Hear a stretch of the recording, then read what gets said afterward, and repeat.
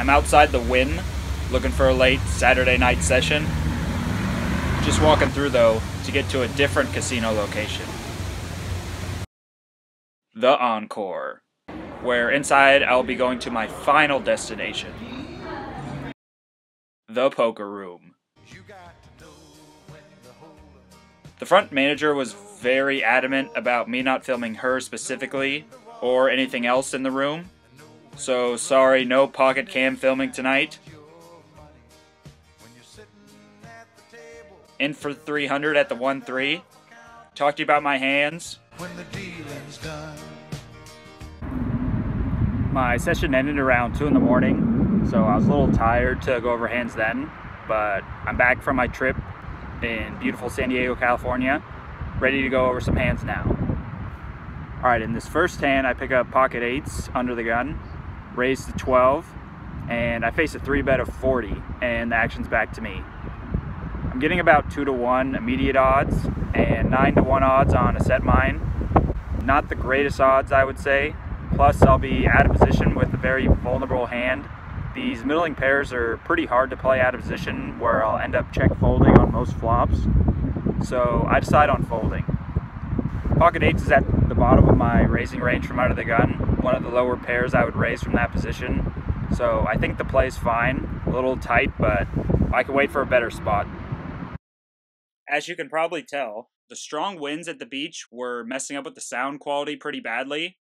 This isn't nearly as pretty of a screen to look at, but at least you won't be annoyed by horrible sound quality. And then in the second hand, I pick up aces on the button and made a small opening raise, wanting action while in position. The big blind comes along, but that's it. The flop was 5-5 deuce with 2 diamonds. I made a small bet, and villain quickly folded. Not a very influential hand, to say the least, but I like to show every time I get aces, and it also sets up the very next hand when I picked up the second best hand in Hold'em. Pocket kings. I see a very short stack raised to 12 from middle position. I didn't want to announce the strength of my hand quite yet and get folds behind me, so I just call.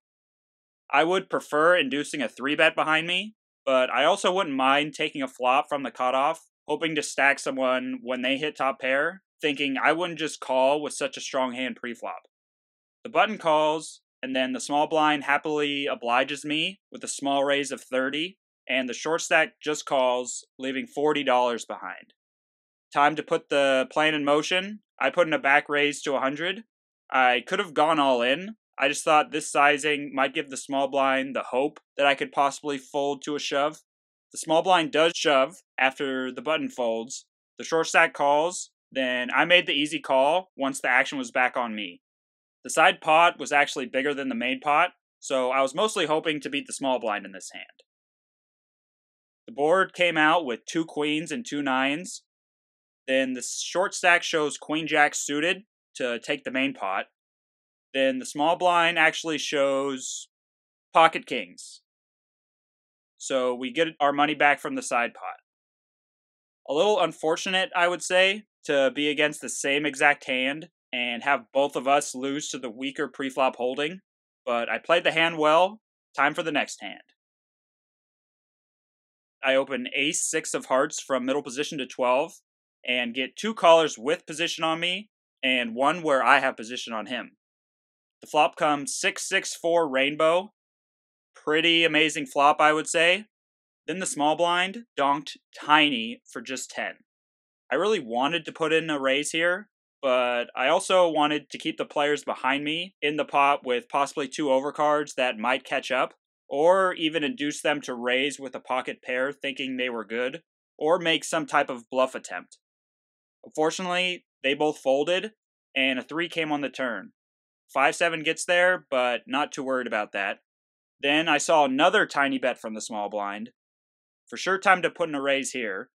I want to be able to get all in by the river, as well as not see any action-killing cards come. The pot size was already quite big compared to the bet, so a 3x raise I feel was a good size. He's bet so tiny, it looks bigger. Villain ended up folding though, and I see the first pot that headed in the right direction. Pocket rockets found me once again. I was pretty pocket rocket dead for a while, not picking them up for multiple sessions, but twice within 1 hour, along with getting kings, is running extremely hot. I opened to 12 and faced a 3-bet from the button, who has been rather aggressive to this point. He lost an all-in where he 3-bet when in position and called an all-in with ace-8 suited, so very willing to put in the action for sure. With his chip stack, I had two options. Either call and slow play, or just put him all in now and hope he calls. Easy decision given his history. I don't want him to possibly get away on a bad flop for his hand. The board came out with a queen and a jack, so hopefully he didn't have pocket queens or jacks. He didn't. He showed ace-king offsuit, so I pick up a nice easy pot there. This hand had a button straddle of 6, with me picking up ace-8 of spades in the cutoff, with 2 players limping ahead of me. I feel many players would happily limp behind here and see a multi-way pot hoping to hit the flop, but raising seemed to me like definitely the better option.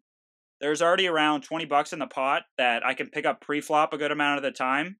Then if I do get a call or callers, I can play a pot in position with a suited ace, which isn't a bad situation at all. I can hit a good flop, or take it down after continuation betting on a flop that should hit my range better than a calling range. The preferred option happened, I would say, and I take it down pre without having to worry about a flop. That was one of my last hands from the session. It was past 2 in the morning. I was pretty tired and satisfied to book another win. I actually cashed out for the same exact amount of $155 as my session the previous day at the Venetian. So that makes my Vegas poker trip up $310. Pretty good just for playing 3.5 hours at 2 different casinos. I did test out my luck at the blackjack tables though. I lost 105 there pretty quickly. And then I also bet on the Kentucky Derby and a playoff basketball game and lost 70. So I was down 175 from that. So make this a lesson for you to not play those games against the house. You always lose over the long run. Keep it to the playing against the other players so you take their money.